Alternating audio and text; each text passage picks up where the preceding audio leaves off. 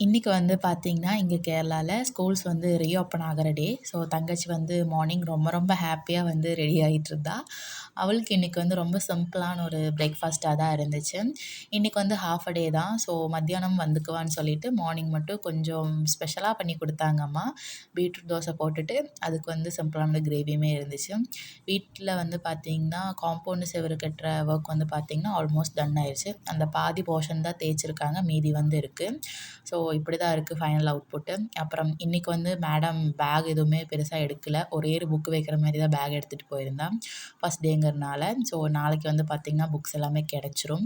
Afternoon வந்து பார்த்திங்கன்னா பெருசாக எதுவுமே இல்லை. அப்படியே வந்து போயிடுச்சு. ஈவினிங் போல் வெக்கேஷனில் வீட்டில் இருந்து ஒரு மாதிரி அன்ஹெல்த்தியான மாதிரி ஒரு ஃபீலாக இருந்துச்சு. சரின்னு சொல்லிட்டு கொஞ்சம் நேரம் ஒரு 2000 வந்து டார்கெட் வச்சுட்டு நடக்க போனோம். ஒரு 3500 வர 1 மணி நேரம் பேசிகிட்டே நடந்துட்டு இருந்தோம் நானும் தங்கச்சியும். அப்புறம் கீழே வந்துட்டு அப்படியே பாட்டி கூட டிவி எல்லாம் பார்த்துட்டு அப்படியே ஃபன்னாக போயிட்டு இருந்துச்சு. அதுக்குள்ளே அம்மா வந்து டின்னர் பண்ணிட்டாங்க. இன்றைக்கி வந்து பார்த்திங்கன்னா சப்பாத்தியாக தான் இருந்துச்சு. அது கூட சிம்பிளாக ஒரு தக்காளி கிரேவி பண்ணிட்டாங்க. ரொம்ப டேஸ்டியாகவே வந்துருந்துச்சு. ஸோ இன்றைக்கான ஈவினிங் வந்து பார்த்திங்கன்னா இப்படி தான் போச்சு. நம்ம நாளைக்கு ஒரு மினி விலாகில் பார்க்கலாம். அது வரைக்கும் பாய் பாய்.